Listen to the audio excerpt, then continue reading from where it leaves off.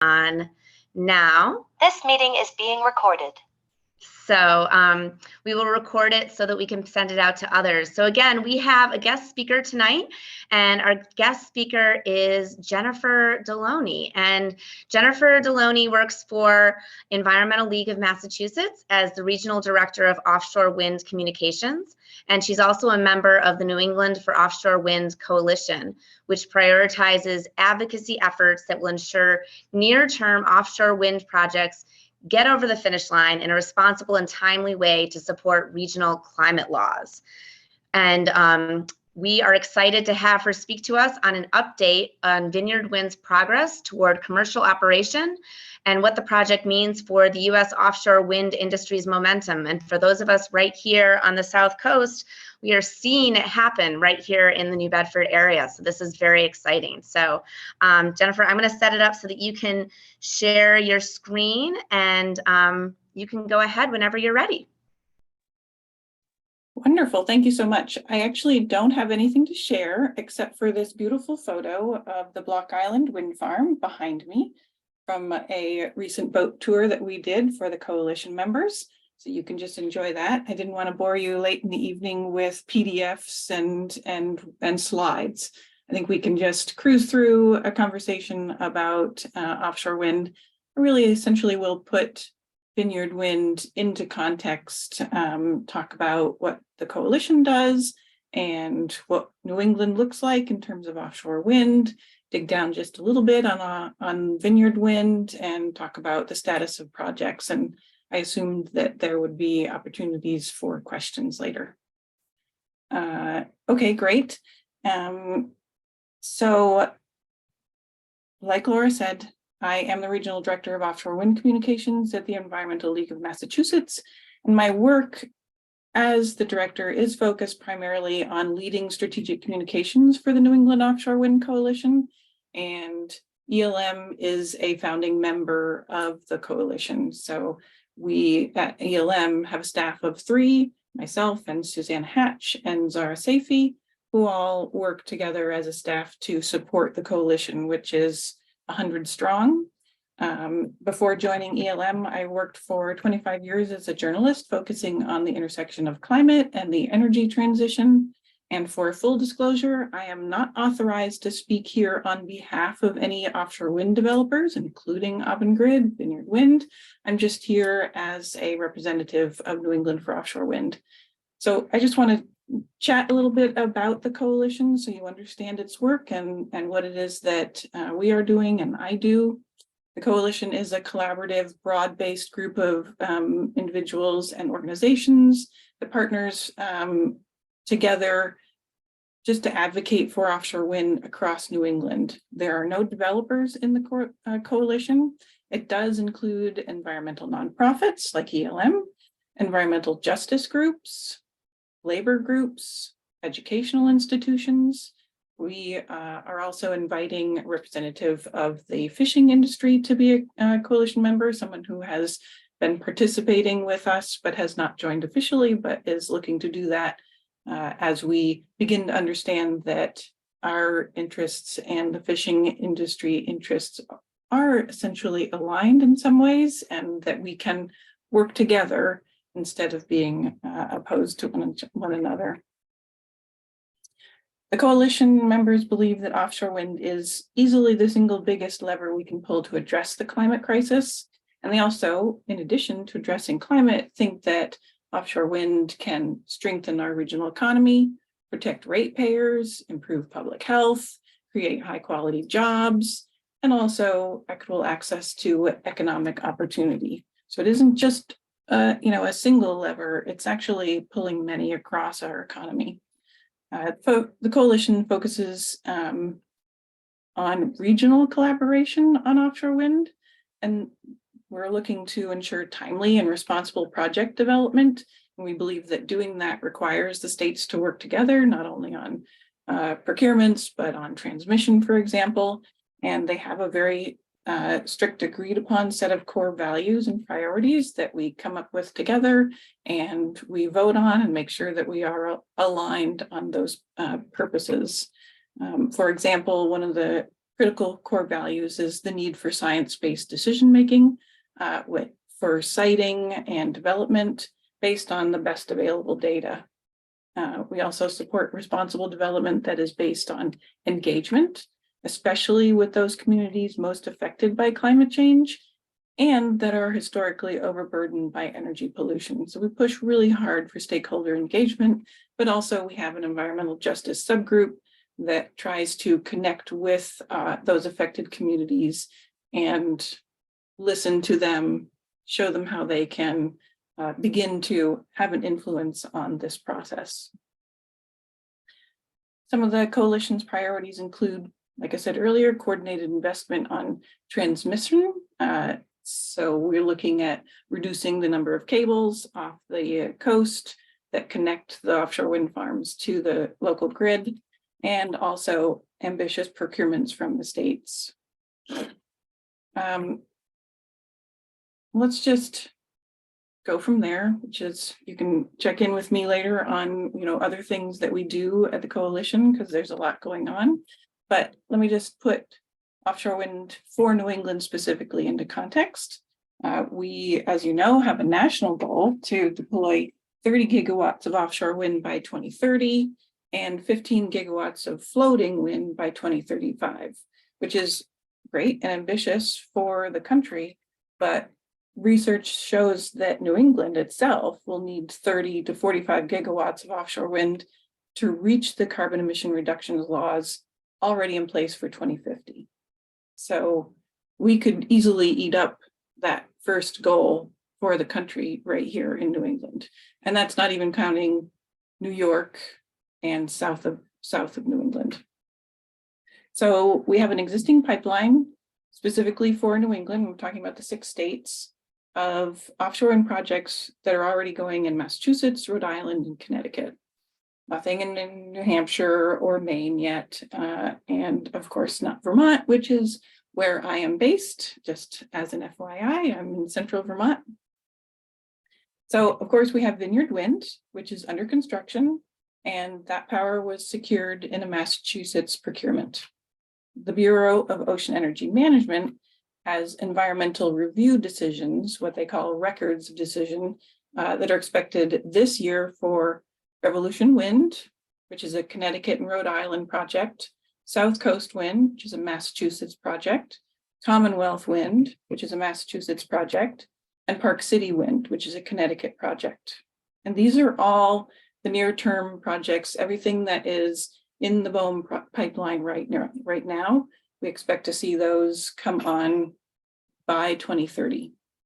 So local permitting is underway for Revolution Wind, Southcoast Wind, Commonwealth Wind, Park City Wind.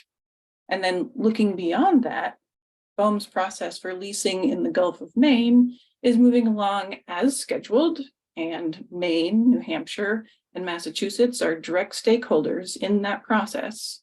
So BOEM recently asked stakeholders to submit their interest in development in the Gulf of Maine and comment on what they call draft leasing areas. So where have we all agreed that leasing can happen in the Gulf of Maine? And that will lead eventually to BOEM's designation of the offshore wind energy areas that would constitute the lease auction for the Gulf of Maine. And that was originally set for the second half of next year, but based on the process and how it's going, it's likely it will spill over to 2025. So the leasing would go into the auction section, and then it wouldn't be until after that that we get developers starting to propose their projects. So the Gulf of Maine is a little ways out. And then also for context, Rhode Island is now reviewing one bid from its request for offshore wind projects this year, and that was submitted by Ørsted and Eversource. And that's for the 884 megawatt Revolution Wind 2 project. So that's the same lease area. And then Connecticut and Massachusetts are in the process of finalizing their latest procurement requests and what they look like for this year. So we have 2 potential new offshore wind procurements coming before the end of 2023. So that's a lot of potential work going on.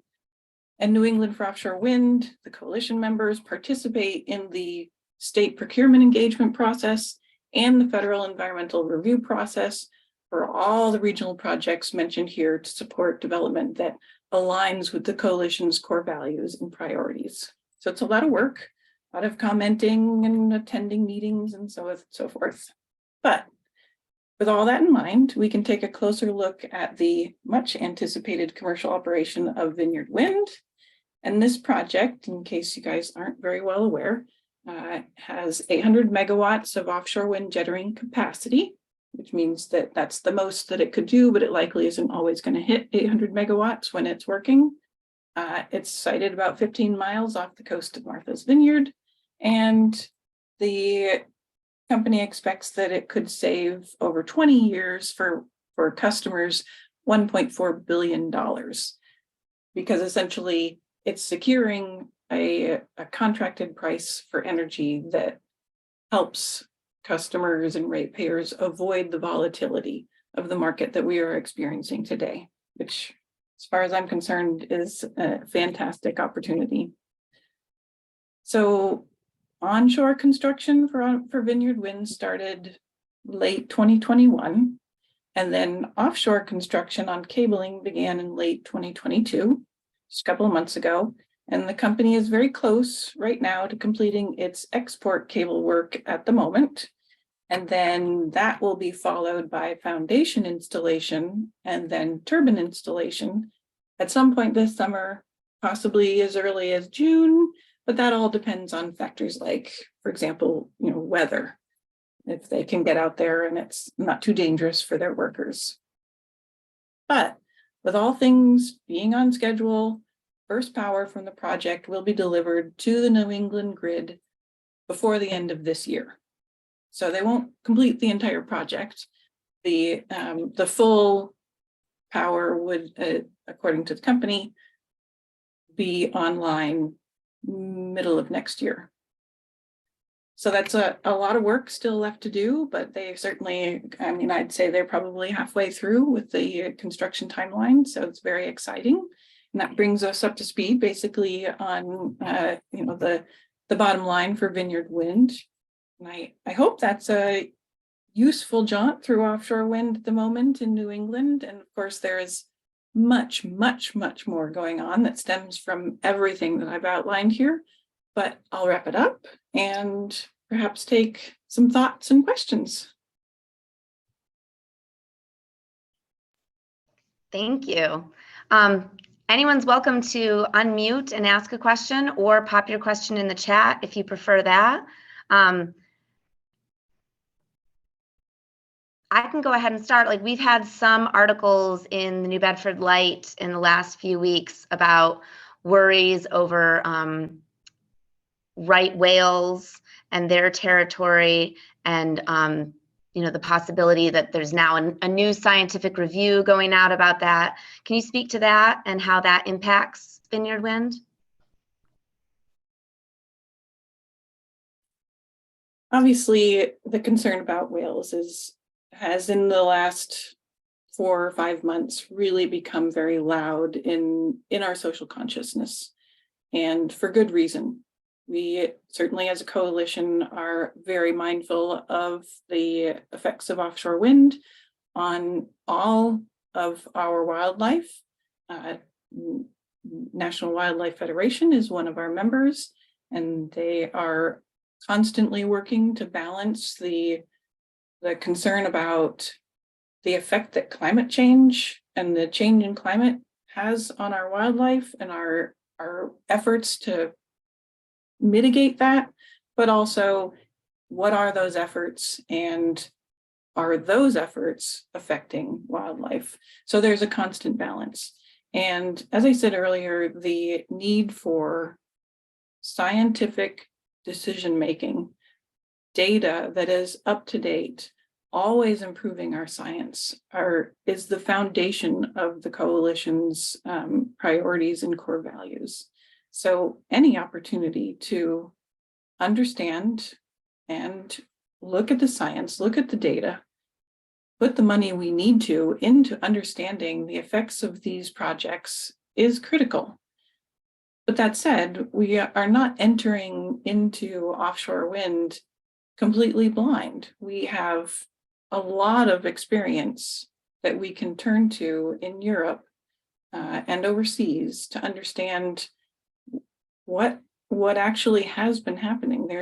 We are way behind Europe in terms of offshore wind and their understanding.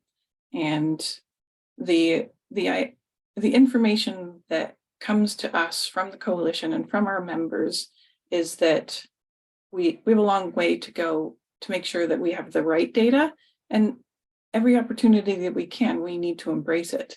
So there's some concern and worry that, oh, we're going to look at the information and suddenly there's going to be a ban on offshore wind around, like recently they're talking about the Nantucket Shoals. Are we going to ban offshore wind? Is that going to affect the already cited projects, the already leased areas? Well, the bottom line is we don't know. And there's no reason to look at what is happening with fear. Just pay attention to what's going on. Follow it, listen. Make sure that if there's an opportunity to engage, then do that as a stakeholder. Be engaged, because that's what it's all about. We have to make sure that we are knowledgeable about the information that is being given out, make sure that we're looking to the correct and sound sources of information, and keep an eye on it, participate. So there's a lot there to unpack, but in terms of the coalition, we're always looking and watching and trying to steer towards sound scientific decision-making. Great, thank you. We have another question in the chat about ISO New England. I know we have issues with our grid, and that's something that a lot of activists are working to fix. But the question is ISO New England ready to purchase power from the upcoming Massachusetts wind projects, Southcoast, Vineyard Wind 2, and Commonwealth Wind, etc.? Okay, not entirely sure.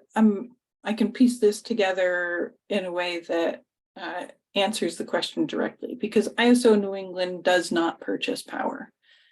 ISO New England, I mean, in the respect that in the framework that we have going on right now, states are the ones that are mandating by law that their utilities purchase the power. So these are power purchase agreements between utilities and developers. That's just how we've set it up here in the US. So essentially then the utilities have to work with ISO New England to say, okay, can we feed this power into the grid? And I think that may be what you're getting at. Is ISO New England's grid prepared to take on this kind of influx of offshore wind? And the answer is, at the moment, probably not. I am not an ISO New England or grid specialist. I have been following the bulk power transmission situation for many years. There are some places along the coast where if they tried to put a cable landing, then the regional grid would not be prepared. So upgrades are necessary. But in terms of transmission planning, that's a reality no matter what. Wherever we put power, we always have to be understanding the grid, studying it, and planning for where the power would go in and the upgrades that are necessary, who benefits from that, who's going to pay for it. And all of that is well in hand in terms of understanding these projects and where they will go into the New England grid. So it's not something that is out of hand. People are definitely studying it.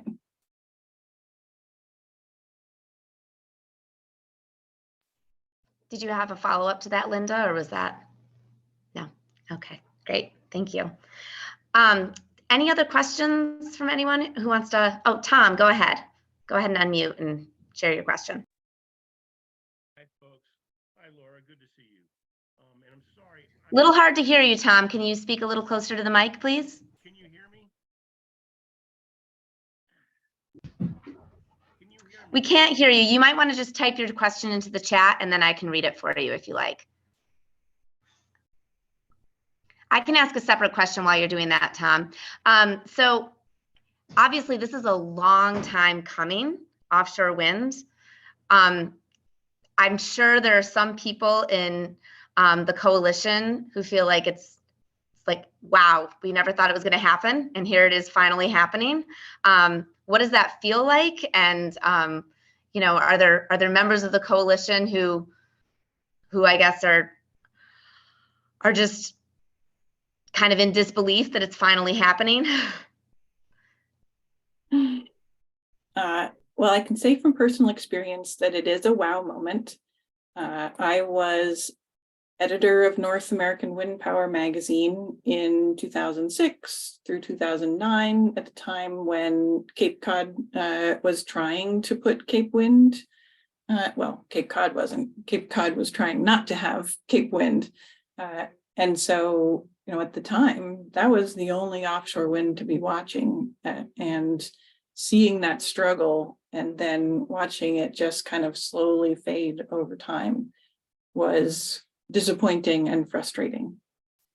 And then seeing the effect of our concern about climate change affect how offshore wind is growing, and then to live through a federal government that was very supportive of offshore wind renewables, and then to see a new administration come in that essentially halted a lot of the work. Vineyard Wind, for example, all of its permitting at the federal level just halt. And now we're at this speed fast forward, not in a negative way, but with all the resources that the government can bring to bear to make it move as efficiently and smartly as possible is happening. And so that is absolutely a wow moment. So it isn't just seeing Vineyard Wind finally reach this just about to put power on the grid, because we have the wonderful example of Block Island. Even though it's not a 800 megawatt project, we still, at that time, we're just like, all right, now this is the precipice. But we are, as a coalition, very excited by the momentum.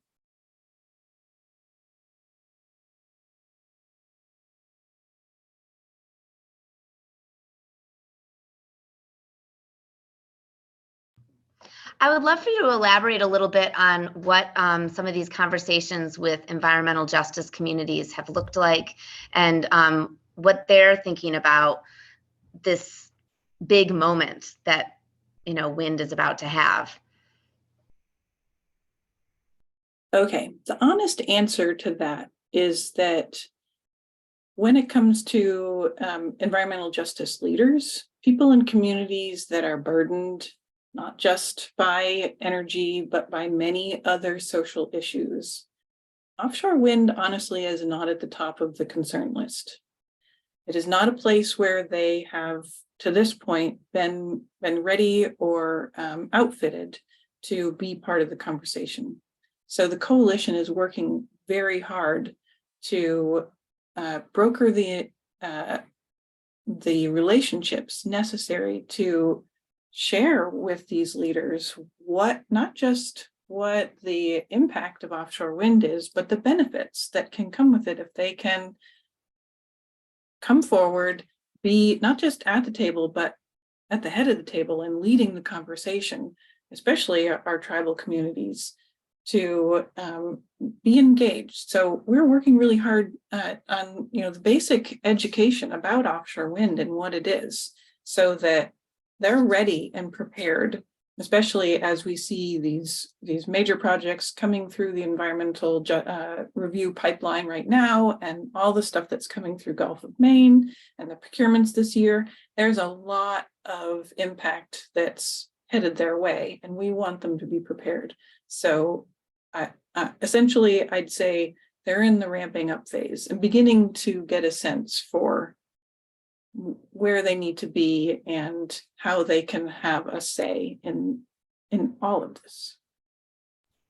Wonderful. I have a question from Jack. What are the main issues of the fishing industry with respect to wind, and what's being done to address those issues? Okay, so that's, do we have more than half an hour to answer that question?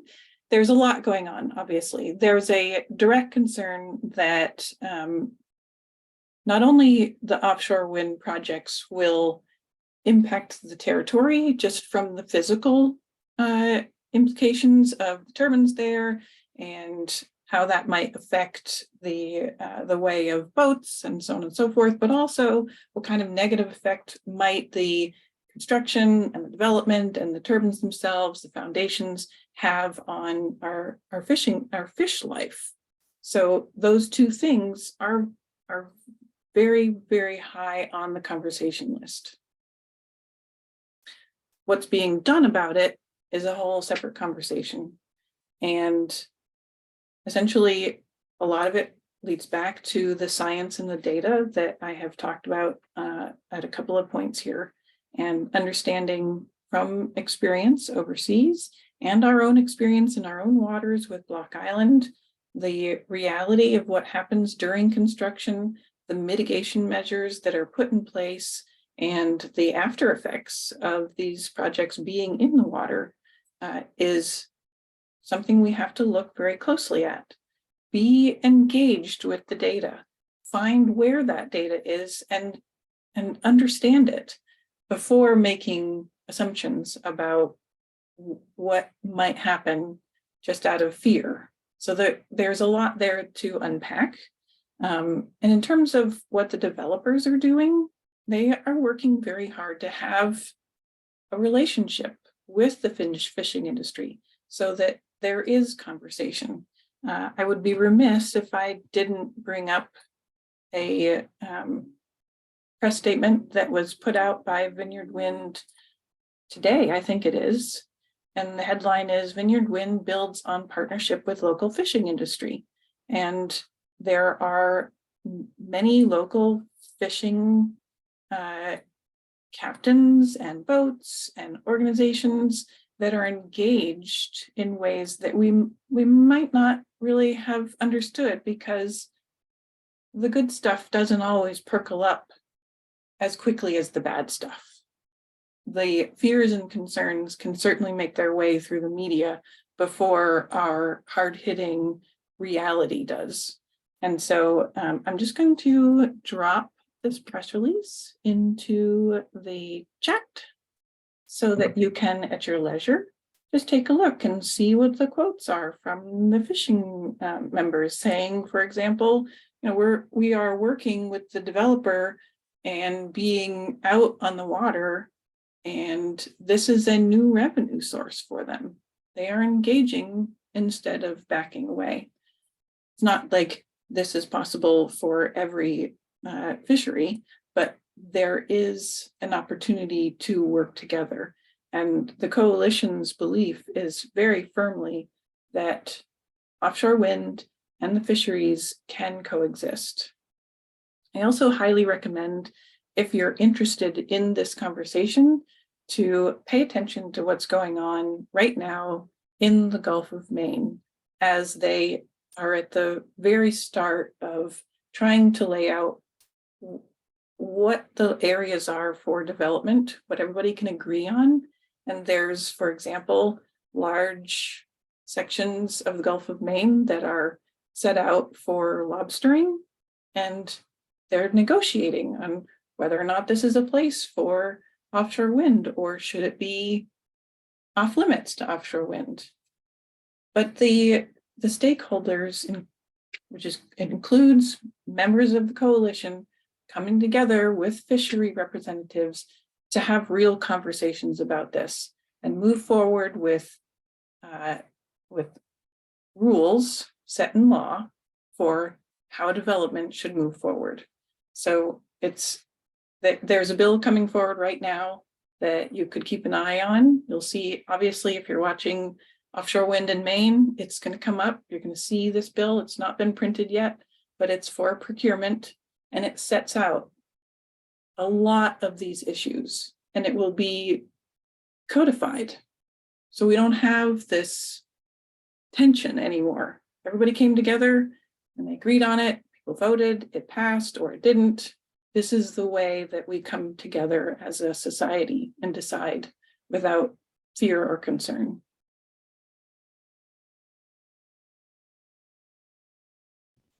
Thank you for that.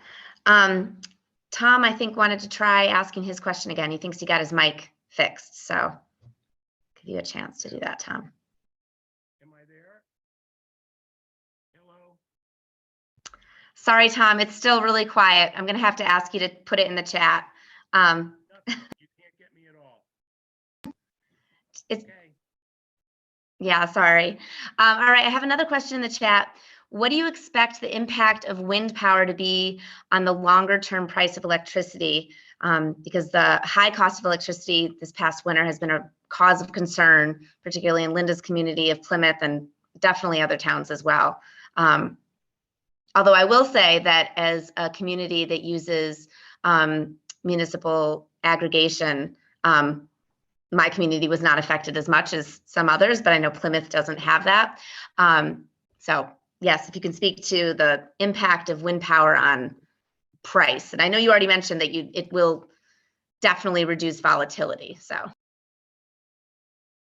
Yeah, I mean, that's the key to the whole thing. We are talking about securing contracts, your utility, securing power at a very specific price. Here I've got a little cheat sheet on the price of these bids as they stand, and Vineyard Wind has a price of $83.96 per megawatt hour. Now that's a low side. And then if you look over in Maryland and Maryland and I think New York have some higher ones, like the Skipjack project is 187.43 megawatts per or kilowatts per hour, megawatts per hour, sorry. And so there's a pretty stark difference. There's also Southcoast Wind came in at $70.26, which is super low. And then Commonwealth Wind, $72. Wow. So there's a big difference, but we're still talking about security in once that's locked in and it's contracted, then that's the price. Whereas right now we're seeing you're just suddenly prices can go up, and it's like I said, a way to handle that volatility. Long-term energy prices, I'm definitely not going to make any kind of statement about what I think is going to happen with long-term energy prices, because anything can happen. Once you spend long enough in the energy industry, you know that things change quickly. I mean, the oil industry, it's like at one point they're flying high on their price per barrel, and in 2015 it dropped so low it's like $30 per barrel, and the whole industry just bottoms out. And anything can happen. It's always this question, but that's the volatility that we're talking about trying to meet out.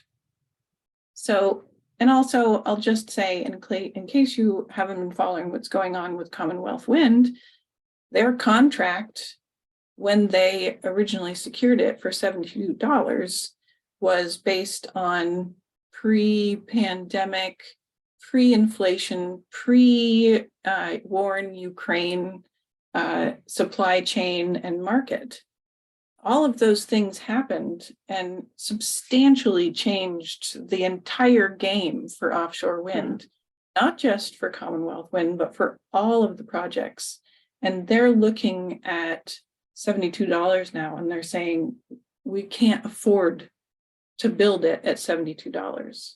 So that's an example of, even when we build a contract and say, here's the price, that can change. Now, once the project is built, then we can say for certain, okay, it was only built because it was on a price that was financially viable and allowed it to get to the point where it was building. But in that phase where we're still trying to get it built, stuff can happen. So whether or not, the bottom line is $72 is not going to happen for Commonwealth Wind.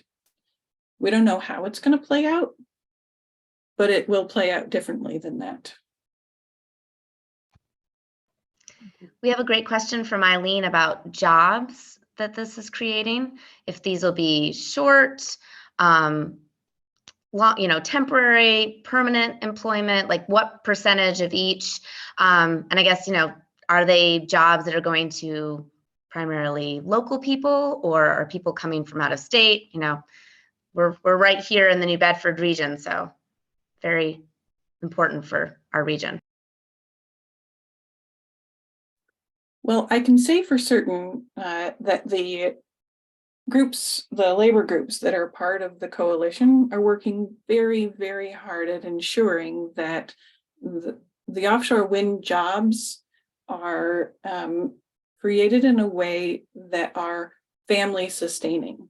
So if you get into a training program, you can get an apprenticeship, you can then get into a job that is going to have job security and a retirement option, all of the things that will make our economy grow because families grow, because the offshore wind industry grows.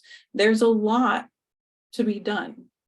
And we need to make sure that the jobs that are coming from it aren't just the one-offs. They aren't these short-term situations, that we have people who are trained to do the work for cabling, and that these people are trusted and can move on to another job. And a lot of the work that will secure that is going on right now by, for example, building into law that a developer has to secure a union contract, project labor agreements, community benefit agreements, all of these things that are built into law that secure these situations for people, that mean we can't just use them and let them go.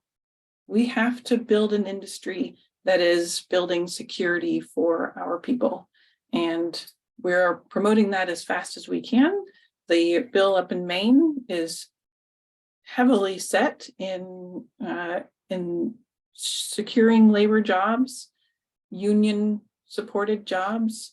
There's another separate one that is for development of an offshore wind port in Maine. And it's not a bill that is prescribing where the port needs to go. It's prescribing how the port should be built. It should be built with strong labor requirements. So the more we can build those kinds of situations, the better off our entire offshore wind industry is going to be.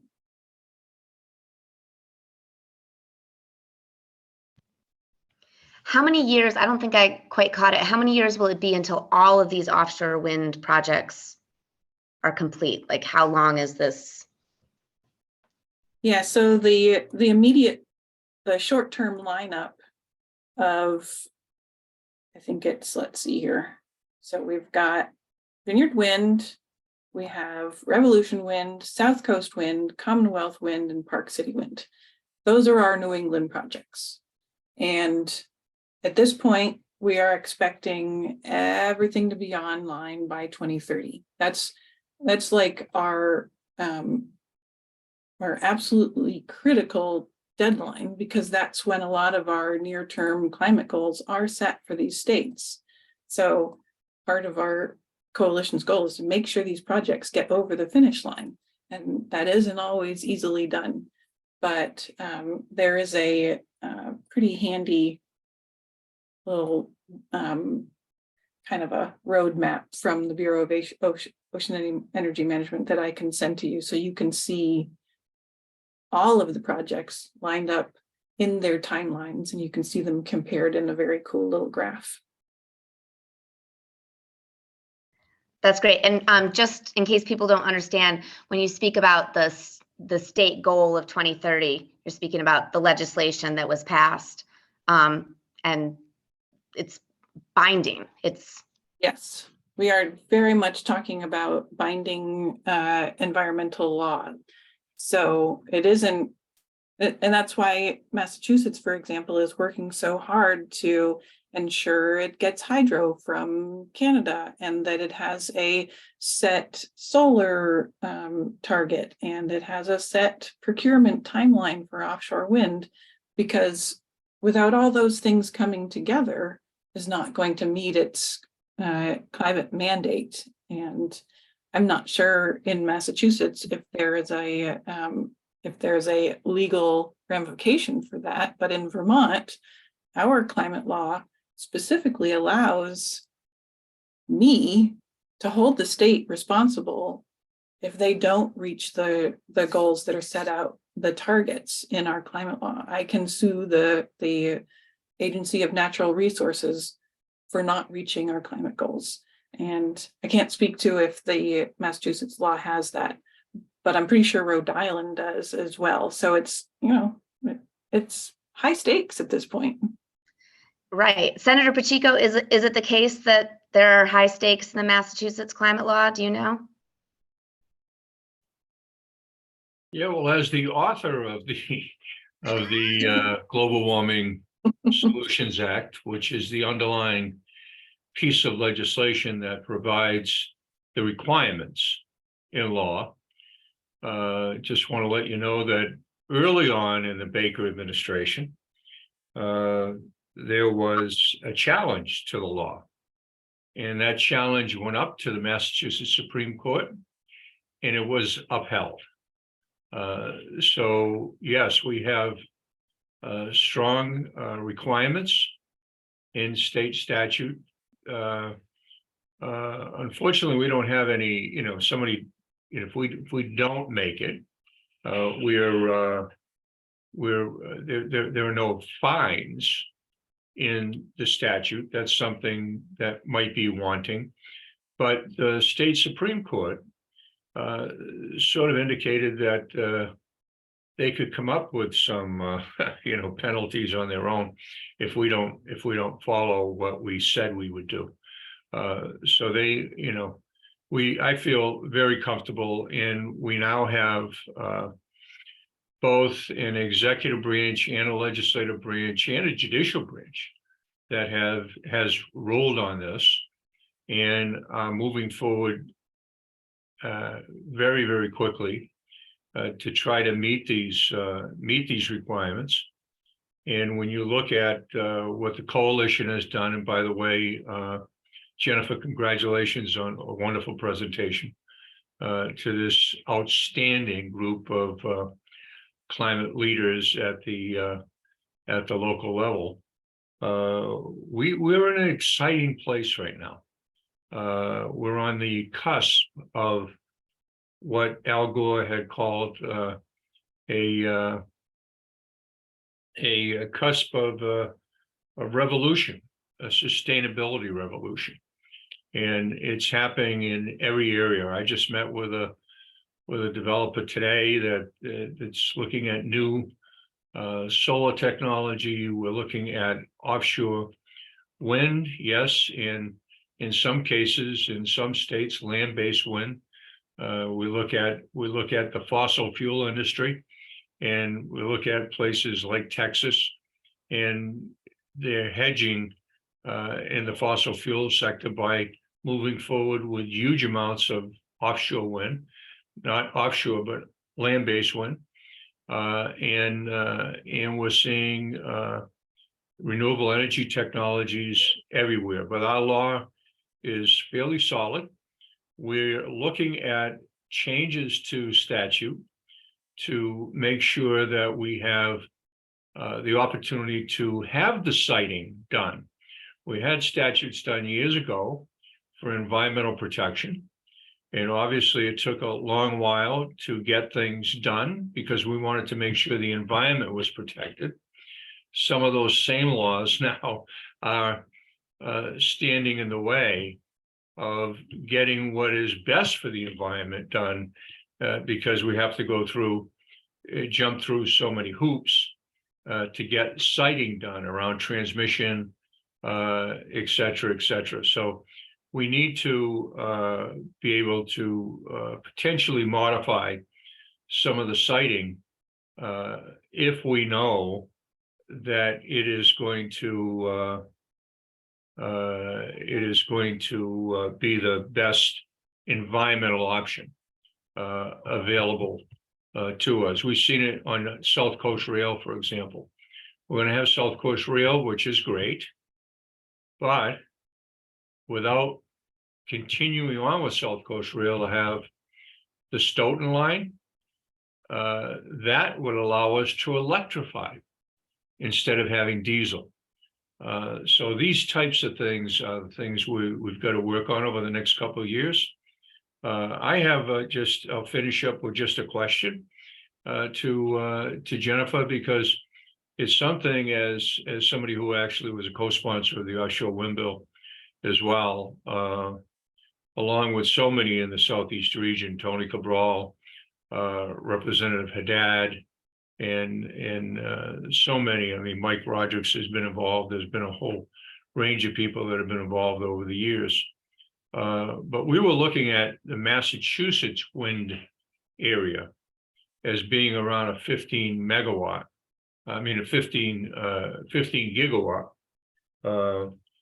option in terms of what we could build out to in the greater Massachusetts area.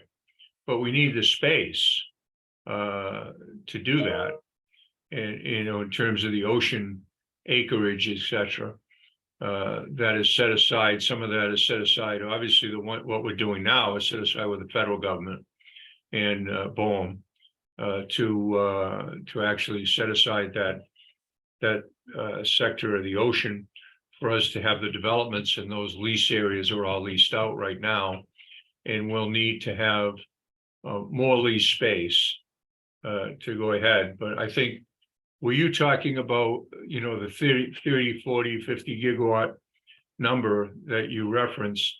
You were talking beyond Massachusetts, were you not? Or am I incorrect? I thought that might include Maine, Rhode Island, going up to Connecticut. And then, the domino effect of what we've done with Vineyard Wind brings us all the way up, New York, Virginia, you name it. And what's happening on the West Coast now because of floating offshore wind. So this is a huge deal that Massachusetts went ahead with the first utility scale offshore wind project in America. So just a question in terms of your numbers. I wasn't sure where those numbers are lately, but Yes, right. So thank you, Laura. We were looking at the federal government set that 2030 goal of 30 gigawatts, and then offshore wind, or the floating wind, gets an extra 15 gigawatts.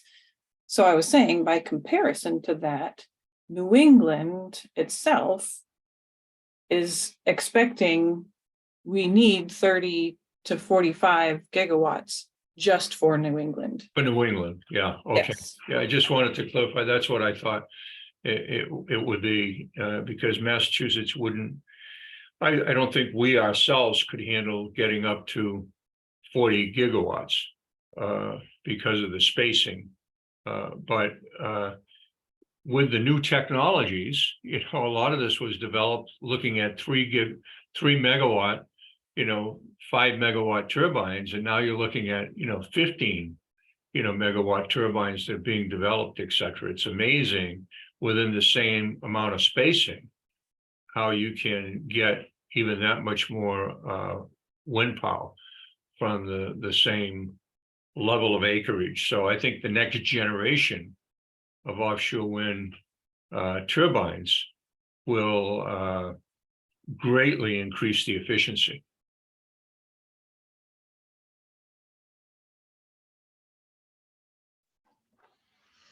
I have a question. Jennifer, will you get to visit the turbines yourself or go out? Like once they start getting installed, is there an opportunity to see them close up for people who've been working on this for a really long time? I've seen some pictures and it looks just amazing. Yeah, so the coalition did arrange last fall to visit, as I said, the Block Island Wind Farm, which was a pretty easy jaunt, actually. But our next goal is to get a similar opportunity to go out to the construction zone. And we're working very hard to put the pins to the developers and let us do that. And it's looking like we will be able to. When exactly, we're not entirely sure.